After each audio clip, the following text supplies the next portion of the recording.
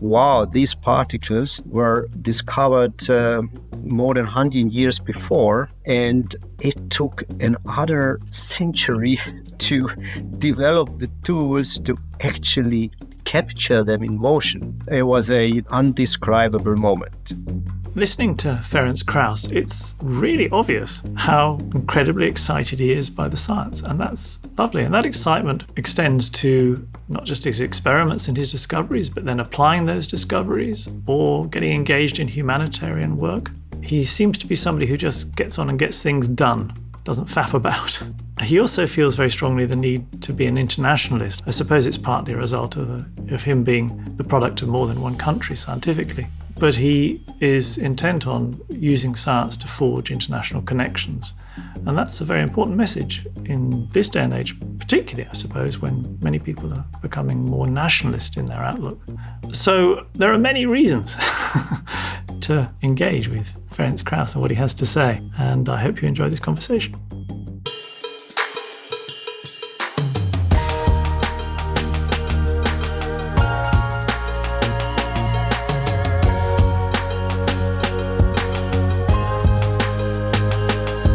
This is Nobel Prize Conversations. Our guest is Ferenc Krausz, the 2023 Physics Laureate.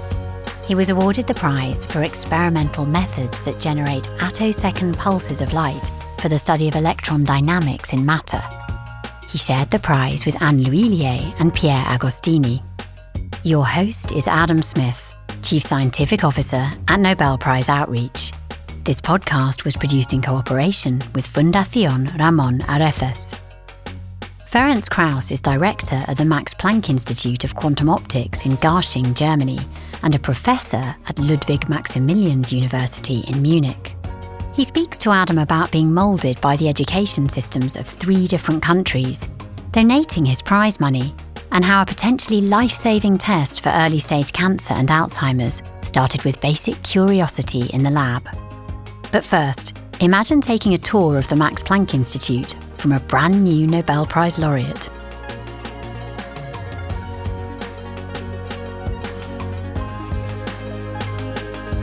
When we spoke on the 3rd of October, just a few minutes after you'd learnt that you'd been awarded the prize, I got the impression then that you are a very conscientious person because you were planning that afternoon to do a public tour of your institute, and I think you went ahead and did it, even though you'd just received the news and there was so much demand on your time. You still fulfilled your duties and did the public tour. Is that right? This is right, but I wouldn't say that I considered this as a duty. I would say this was a great deal of pleasure for me. And of course, this announcement made it obviously very special.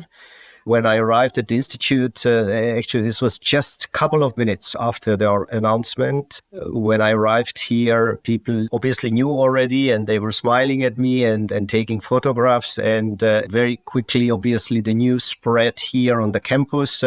This was kind of an open day also at other institutes, research institutes here at the campus. And obviously, the news did attract quite some number of interested people. So I had the chance to actually give a talk to them. Actually, this was what I was preparing at home when I got the call. It was a very, very special experience. I didn't consider this as a duty, but it was really a very special experience, and certainly once for a lifetime experience. Something else we spoke about on that very brief call was the fact that just the day before, Katalin Karikó had been awarded the Nobel Prize. So you were the second Hungarian in 2 days, and you didn't know each other before, but you said then you were looking forward to meeting and talking. I imagine that happened in Stockholm when you were together there in December. This happened already before. Both of us were invited by the president of Hungary to a reception a couple of weeks after the announcement. So we had a chance to meet each other already there. And I can only say that Katalin is, as a human being, as unique as she is as a scientist. So it was a fantastic experience for me to meet her, such an incredibly modest person. After that, what she achieved, I mean, she saved with her invention and really uncountable number of lives over just the last couple of years. I have the highest possible regards for her. And yeah, I mean, this is another other benefit from receiving such a prize, that I had the pleasure to meet her and to get to know her so closely. Yes, I imagine you must have met all sorts of people who you never thought you would encounter before. Is there one who stands out, one person who you've bumped into because of the prize that has stuck in your memory? There are too many to actually, I think it would be almost unfair to mention one, because there have been so many whom I probably would have never met in that way, or never met in any way otherwise, including ministers, including outstanding world-renowned scientists from other areas of science. So one example was, of course, the chair of the Swedish parliament, whom I had the pleasure to meet actually in the reception of the Hungarian embassy in Stockholm. And of course, I mean, the biggest highlight was no question to meet the Queen and the King, no question. And it was an incredible experience to actually even have the chance to talk to them, even quite extensively. It was a fantastic experience. Oh, of course, of course. On the theme of being a Hungarian scientist, of course, there have been many Hungarians awarded the Nobel Prize. It's obviously very important to you to be a Hungarian scientist, and it's important to Hungary. But I'm interested how you think about that in the context of the international nature of science, and how really science is, as you yourself emphasize, a very international effort. Actually, I feel very privileged that this still unbelievable recognition of my work by the Nobel Prize is something that I can give back to 3 countries, not just one, to Hungary, to Austria, and to Germany. And each time, whenever I'm asked about this, I emphasize that I, from the deepest of my heart, feel that all 3 countries deserve this to the same extent. From Hungary, I received my whole education, and eventually even the first impulses to move in this direction, to get interested in lasers, in ultra-short pulse physics, and get interested even in science and research at all. In Austria, I had fantastic years where I had freedom to do what I was interested in. And eventually we managed with a very small team to actually perform the experiments that obviously were considered to be worthy of such a recognition. And the third phase of my professional career so far has been, meanwhile, about 20 years in Germany, where we had just unparalleled opportunities and possibilities to expand the field and to help the field proliferate. Because I think most discoveries, however exciting they might appear, would not deserve such a recognition if not very many others in the world get interested and utilize the new opportunities that particular discovery opened up. And I think here at the Max Planck Institute of Quantum Optics and the Ludwig Maximilian University, we did have the chance to actually build up this family, the Ethelwald family, something like 100 people, with whom we not just have the chance to perform fantastic experiments here under ideal conditions, but we also had the chance to actually build collaborations towards all directions, literally all directions, collaborations with groups from the US, from other European countries, from Japan, from Korea, from China. And this way, I guess we also foster the proliferation of the technology. Actually, we have played a very active role to create the very first attosecond laboratory of the Arabic world in Riyadh, in Saudi Arabia, which we opened 2013. I have to say I'm very proud of this, because in that area of our planet, this field just was not present at all. And we created it, and in this laboratory, really great results were achieved, which were published in the best journals of the world. And this was very important. I think it's really important to discuss this because, again, the sort of snapshot view of you is a Hungarian scientist and great for Hungary. But the way you draw that out into a scientist who works across borders within the heart of Europe and see things in such an international sense, and it's all about coming together, is the absolute opposite of the sort of rise of nationalism that one sees in so many places, rather worryingly now. There's a very important message there. Absolutely. I think science can play, I would say science like sports and culture can play a really unique role to bring together different nations, bring together different cultures, disassemble boundaries, borders between countries, between different cultures. I think science can make a huge contribution there. A great, great contribution. And in fact, on that subject, you and your colleagues in the Attosecond lab have begun this charity called Science for People, which helps, I think, mostly young people in Ukraine get access to education when education has been disrupted. Is that right? That is correct. So this story goes back basically to the early days after the war in Ukraine broke out. I used to be in Budapest frequently in the framework of a big project that we are running there. And it was a completely different perspective at the war just in a neighboring country. It's kind of amazing how differently it feels, even just slightly farther away. I mean, Germany is not that dramatically farther away, but far enough to feel this completely differently. If one is there in that very country, which is directly neighboring the country where there is a war, and just directly from that country, 10,000 people cross the border day by day, and one is watching that on television. Then the feeling is coming, oh, wow, one has to do something. I mean, we have to help these people. And my first thought was, okay, I go just to the border and also volunteer somewhere. But I then recognized very quickly that my countrymen did a fantastic job there, and I could do only an infinitesimal improvement if I would be even needed. It looked like on television there was not even a need because there were many there. So I continued thinking what else I could do.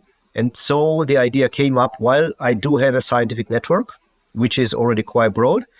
I do know many scientists all over the world, far away from Germany, far away from Ukraine, where probably if the difference between looking at this war in Ukraine is so big between being in Hungary and being in Germany, then how big the difference can be if someone in the United States, in Canada, in Australia, wherever. I mean, there, this is just like, wow, this is not my problem. Maybe occasionally one gets some message about that in the news, but that's it.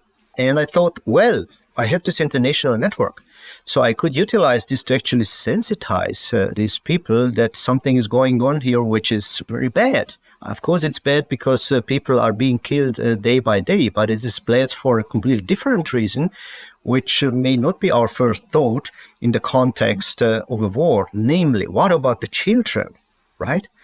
One can think about what is the responsibility of the adults to have elected a certain president in one country or the other, and therefore they somehow are to be blamed to some extent and so on.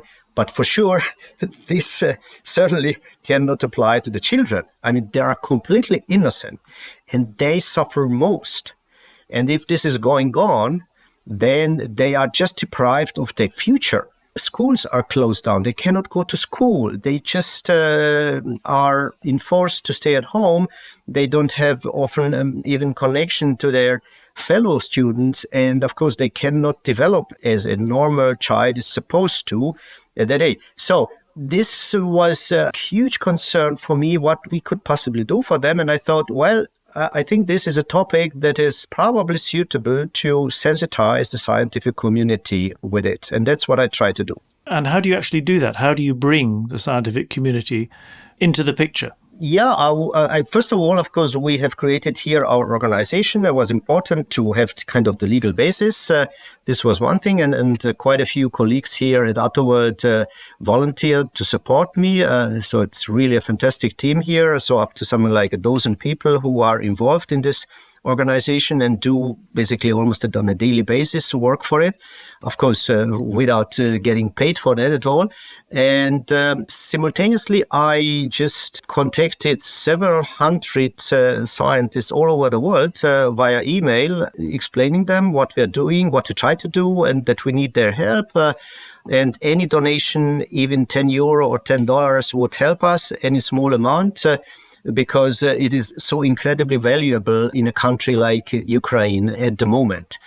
And that's how it started. Then I happened to win one or the other prize, even before the Nobel Prize, the Wolf Prize, and the Frontiers of Knowledge Award, both also accompanied by quite a significant amount of monetary part, which I more or less completely channeled into this organization in both cases. And this then created a basis on which we could start operating. We teamed up with a organization in Ukraine because we are not there and we cannot define the best possible way the need, where is the biggest need. And in cooperation with this organization, then we have undertaken quite a number of actions. We should just dwell on that point, that not only having the energy and desire to set this up, but also donating your prize monies to it, it's a major help, I would imagine. It's quite something to have done. Well, it is particularly motivating to see how little funding, how big difference can make under the current circumstances. Now, just think of our current program, Scholar Plus, which we started just a few months ago, where we encouraged teachers from different schools to actually participate in a tutoring program, in the framework of which they would deal with either children who are kind of lagging behind, and there are many, not just in Ukraine, even in Europe, of course, there is many. There are also children who are excellent and who would like to learn even more than they can do at school. So basically both types. And very quickly, we started at 2 schools, a couple of dozen teachers. So we pay the teachers for providing this private tutoring. This is a great help for the teacher because they are very, very ill paid. And this is certainly an additional big incentive for them to actually not start considering maybe moving away from the country, but staying there, dealing with the children. So I think this is one big benefit. And the other thing is, of course, this auxiliary additional education is free for the children. And there was a very, very positive response. So step by step, we now extend this. So currently 4 schools are involved. One of them actually close to the front line, close to the Dnieper River. And we are now about to actually extend it to more and more schools, depending on the influx of donations. Goodness. And giving your Wolf Prize monies and your BBVA prize monies is already a huge undertaking. Am I right in thinking that you also gave some of your Nobel Prize? This is correct. A significant fraction of that is also not now in one step, but it's kind of being transferred step by step in the next couple of years, right? That's extremely generous. Is this something that can be extended to other countries? Because I imagine now that the network of scientists, as we were saying earlier, it extends internationally.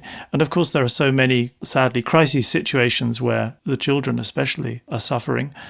Can you see this becoming an organization which steps in to try and provide assistance with partners in, for instance, Gaza or Sudan or wherever? Absolutely. Absolutely. I do fully agree with you that unfortunately Ukraine is not the only region in the world where such a help, such a support is badly needed. Due to our very limited resources, I think we cannot kind of diversify towards more crisis regions at the moment without taking the risk that we are becoming undercritical. But for sure, it would be most desirable to actually scale this organization towards really international scale with several maybe locations where it's operating.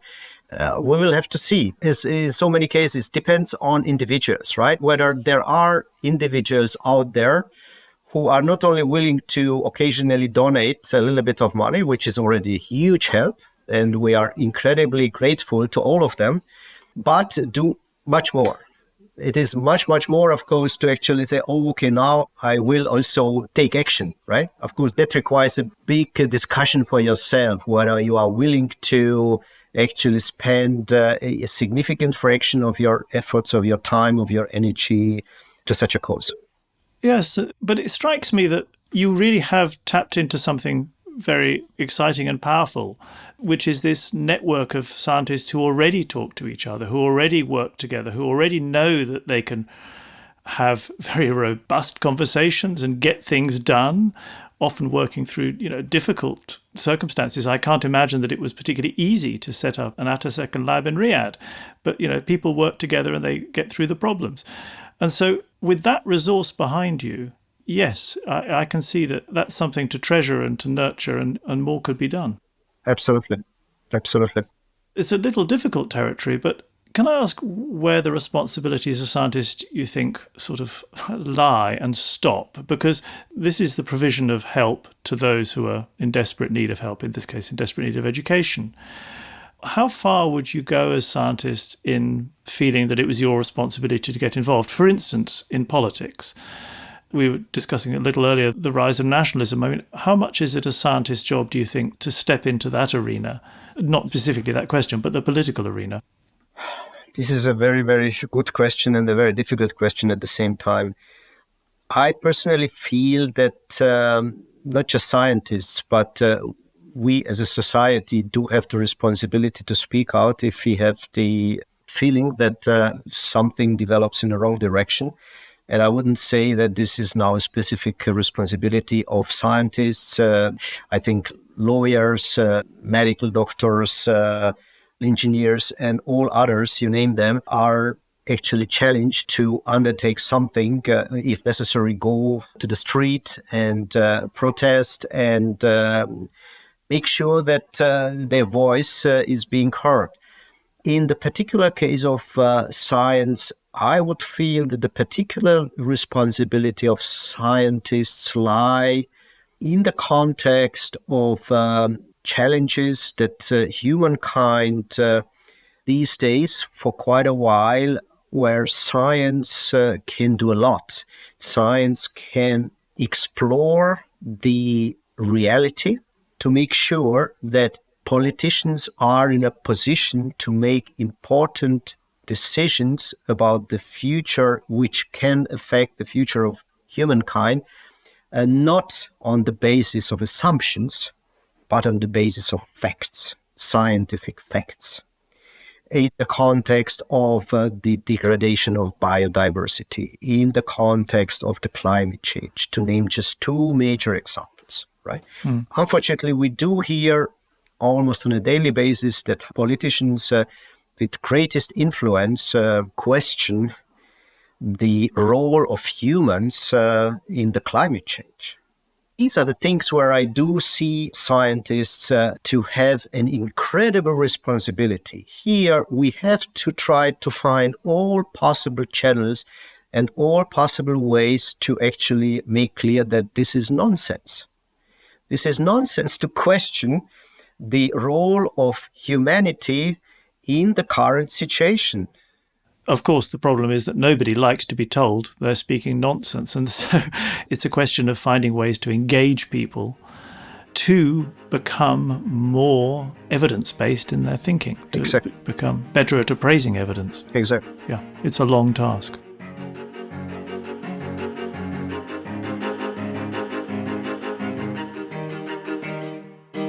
Can you take us back to that moment and tell us what it felt like in the lab to be the very first to achieve this goal, which was at that point, I believe, just a curiosity-driven goal? You just wanted to do it because it was something you were fascinated by. You have put it so beautifully that I almost don't like to comment even on it, because you actually said what I wanted to say. Yes, exactly. I and my colleagues were driven purely by curiosity, be able to reach out to somewhere where humans couldn't reach out before, to see how these electrons actually move an atom or within a molecule. And in that moment, when one sees this for the first time, first thoughts are like, wow, these particles, these elementary particles, the electrons, were discovered more than 100 years before. And it took another century to develop the tools to actually capture them in motion. It was an indescribable moment when one feels that, yeah, there is just no effort which would not be worth this. And this is actually also my main conclusion for young scientists. I've been often asked over the past few weeks and months, what is my advice and what is my message to young people who are possibly considering to move into science and to become a scientist, a researcher. And I used to say, well, you should just ask yourself what the feeling could possibly be that you are seeing something which no one has seen before. We have here another 8 billion people living on this planet, and you just see something when you know, okay, I'm the first one who is seeing this, and maybe start thinking what this could be good for. This is just indescribable, and this provides you with such a motivation to really overcome all obstacles. So getting to the point in 2001 where you achieve the goal is a very, very long haul. And there must have been so many setbacks along the way. So what is it that drives you? Is it the little observations along the way, the answers to the smaller questions you ask, that just keeps you going and keeps it building? If you like, where did it start and how did it not die? That curiosity. This is a very good question. I think humankind deserves here actually the scientific community and our culture in science as it grew over the decades and even centuries, I think deserves a big credit here. Very clever construction that even if you set yourself a goal, which may be a very bold one, a very big one, so that it takes you 10 years or more to reach it, if you can reach it at all, even then there is, of course, many small incremental steps towards that goal where it's absolutely your good right and it's absolutely expected and accepted that you also share these incremental steps forward with the scientific community in form of scientific publications. Perhaps it is even underestimated, but this, of course, play an extremely important role to actually keep all the people who are supposed to contribute to such a feat to be eventually achieved, keep them motivated all the time, right? Because we human beings are not very different in certain properties from a dog. A dog also likes to serve you if you reward it, right? All the time. That's how you train it, actually. That's how you make it do things you would like it to do, that you always reward it. And we human beings also like to be rewarded with all our efforts. And these publications on the way are our rewards, right? Which gives us, again, a lot of positive strength and energy to try to take the next step. So I think it's quite easy. It's so trivial that we don't even think of it, right? It just works, right? It's so beautiful. I love that. The scientific method just works. So Adam, what is an attosecond light pulse? How short is it? How short is an attosecond? Okay, it is 0.000000000000000000001 seconds. So how on earth can we picture in our heads what that means? Yeah, it's the time that it takes light to travel 3 angstroms, which is about the width of an atom. Apparently, there are about as many attoseconds in a second as there have been seconds in the age of the universe. That's incredible. The mind boggles at something that's so short. Yeah, that's only an approximation, not precise. But basically, I think the answer is it's pretty much impossible to picture something so short. It's just really, really short. So how does an attosecond relate to Ferenc Krausz's work? Well, he and his lab were working to create the shortest possible light pulses. And it's intellectually and technically incredibly difficult to do this. But his lab was the very first to make an attosecond light pulse, which lasted hundreds of attoseconds. And now they produce light pulses also in the region of tens of attoseconds. So it's the ability to actually produce an attosecond light pulse that was behind the award of Ferenc Krausz's Nobel Prize. You talked about that euphoric moment when they realised they could do this. Why is it so important? There was this race to, if you like, a race to the bottom, to the shortest, to see who could do it, and they did it. And it's important because it allows you to see things that could not be seen clearly before. Have you ever seen those pictures of moments frozen in time that were very popular a while ago. I don't know whether people still look at them.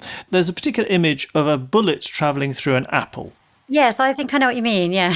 And you see the bursting apple and the bullet frozen in time. Yeah. And that image, and many like it, were made by a man at MIT called Harold Edgerton, who had developed new methods of photography using strobe lighting and things. The attosecond light pulse allows you to do a very similar thing at just a much, much shorter timescale. It allows you to look at things occurring in the attosecond time frame, which include, for instance, the transfer of electrons between energy levels or the transfer of electrons between atoms in a chemical reaction. And so you can picture all sorts of things that were just invisible before. So presumably it's helping us to understand a lot more about molecular physics. What other applications does it have? It's important for understanding probably pretty much everything because everything boils down to the movement of subatomic particles, which can now be seen. But it's had particular applications in electronic circuitry, where you can see the propagation of information in electronic circuits. And also, these days, it's being applied to medicine. So that seems quite a leap to me. How can you go from this to medical applications?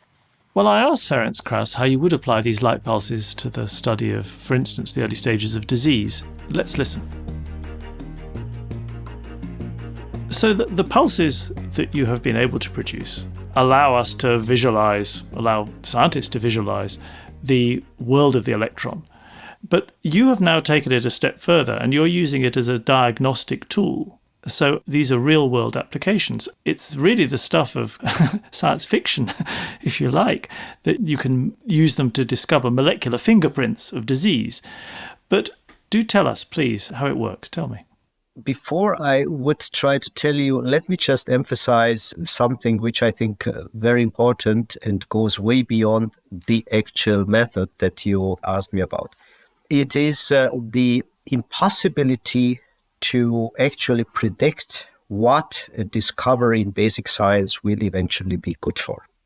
We would have no chance to, even if someone instructs us now to sit down and think as long as you need to think, to come up with the idea that attosecond technology one day will offer a method for extracting sizable information from a human blood sample about the health state of the individual. No way. And this is what happened 15 years later. So I think this shows how big the responsibility of governments is to provide a decent funding for basic science, without asking scientists too many questions about what will be this good for. Of course, if they will be asked and enforced to say something, they will always say something. But later on, they will recognize that they were completely wrong, because what they have discovered will be good for something completely different, which they could not foresee. So I think my big advice to the political leadership of all those countries who can afford, who are in a fortunate position to be able to afford funding science at a decent level, should never underestimate the importance of basic science, and should always provide a very decent fraction of the total amount of the money available for funding science for basic science. This sooner or later will be rewarded. And I think here we can deliver a great example. 15 years later, the application came up, which just could not be foreseen. The application is as follows. We take a very brief single cycle infrared laser pulse consisting of one single oscillation cycle of the electric, and expose a human blood plasma sample to this pulse. This incredibly fast excitation brings essentially all the molecules in this blood sample, all the billions of molecules or trillions, we don't even know how many molecules, into vibration. And these vibrating molecules also do emit coherent light in the wake of the excitation. So this ultra-short infrared pulse is irradiated in the sample in a well-collimated beam, and behind this very short flash of infrared light, actually a radiation is emitted by the sample, by the excited blood sample, which we can capture, which we can sample with attosecond technology. The oscillating electric field of the signal coming from the molecules, if you like, the sound of molecules, we can capture with attosecond technology. And this sound of molecules tells us a lot about the molecules themselves, because different molecules emit different sounds at different frequencies. And that's an incredible amount of information which we now can capture with attosecond technology. As opposed to other techniques like mass spectrometry, we cannot identify the individual molecules in such a complex sample containing an unknown number of different types of molecules, certainly more than 100,000 different types of molecules that we cannot do. But what we can do is we can capture the overall information coming basically the voices of all these molecules. And we can look whether this overall signal, which we call the infrared fingerprint of this blood sample, whether this shows any correlation to unfolding diseases. So first of all, we have to establish how this signal is supposed to look like for healthy individuals. And our organism is complex enough that even as a healthy person, we are different. And therefore, our infrared fingerprints are also different, just like our real fingerprints are. Each and every individual has a different infrared fingerprint. So this is what we have to measure initially, ideally whilst we are healthy. This is our healthy baseline. And from there on, we just need to follow up the individuals and see when actually the infrared fingerprint starts deviating from their own healthy baseline, the individual baseline, and then ask what this may be due to. And to figure out what this may be due to, we can do so-called cross-sectional studies, case control studies, where we select people with a certain physiological condition like lung cancer and healthy individuals to figure out whether lung cancer causes a certain definite pattern in this infrared fingerprint that we can assign to this disease. And this we can do, of course, in other case control studies for other diseases, all types of different cancer. We have done this already for 8 different types of cancer, but we can do this also for cardiovascular diseases, for diabetes, and so on. And in all cases that we have looked at so far, we have found a specific characteristic infrared pattern that is specific to that disease. Gosh, so different diseases affect, if you like, the pitch of the voices of the molecules in different ways. So they sing a slightly different song. Not the voice of the molecules, they affect different ways, but they change the molecular composition of human blood. This may be still the same molecules, but certain types of molecules become more abundant, other types become less abundant if some disease starts unfolding. And this, of course, will change the overall signal.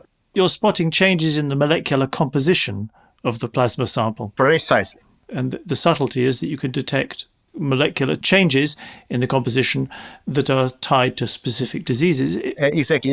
And this is a paradigm change in biomarker research. Absolutely. Because biomarker research so far has been about trying to identify the needle in the haystack, right?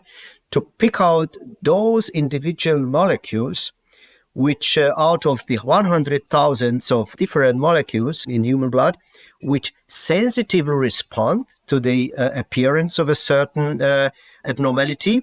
But not only that, this is the easier part. The more difficult part is to pick out those molecules which respond only to this disease. Unfortunately, the main reason for the failure of many biomarker projects is due to the second part. So it is relatively easy to identify molecules which respond to a certain physiological condition in the body. It is extremely difficult to find some which responds only to that very condition and doesn't respond to other ones. Absolutely. I mean, the power and implications of what you're doing are enormous. I mean, imagine if you could, for instance, produce an early fingerprint for the onset of dementia, for Alzheimer's disease or something like that. It would be, of course, hugely beneficial to medical research, but it would also have profound implications for the insurance industry and people's general well-being. Absolutely, absolutely. And you mentioned now an excellent example. We just had a very exciting scientific discussion with a colleague from another German university just yesterday, who is doing research on dementia and Alzheimer.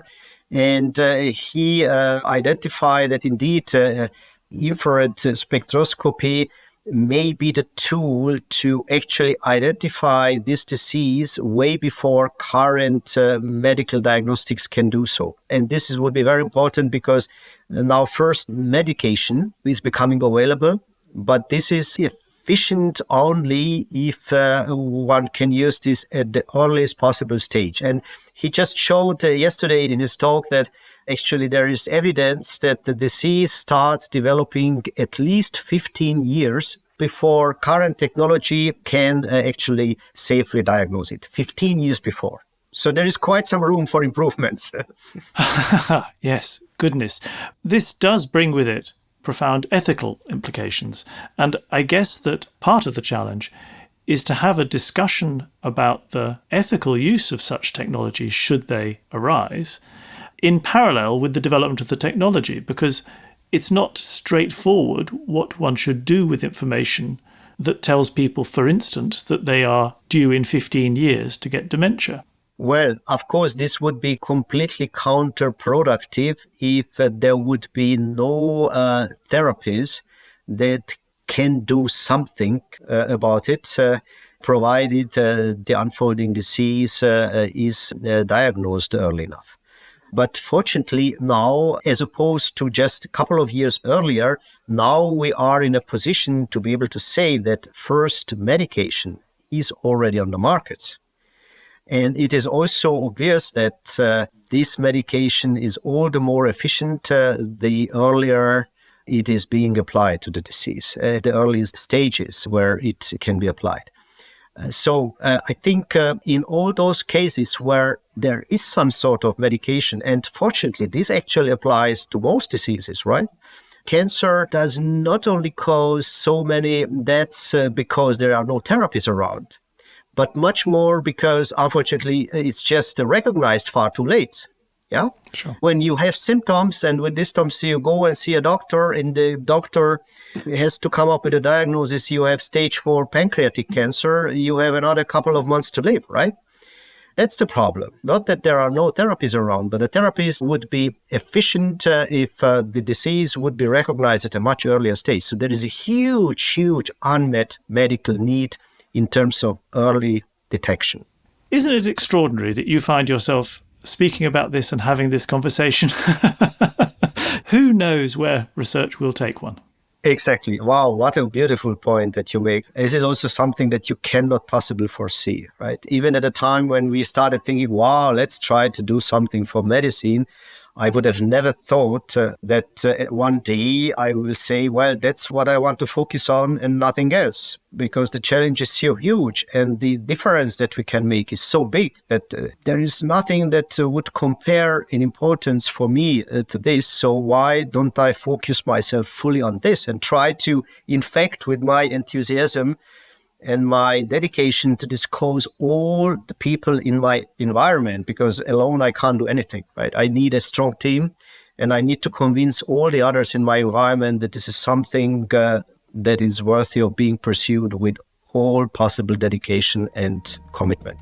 Thank you very much indeed. Well, for me, it's been an utter joy listening to your enthusiasm. It's been a wonderful conversation. I'm very grateful to you. Thank you. Thank you very much. And thanks for the great questions. I enjoyed it very much too.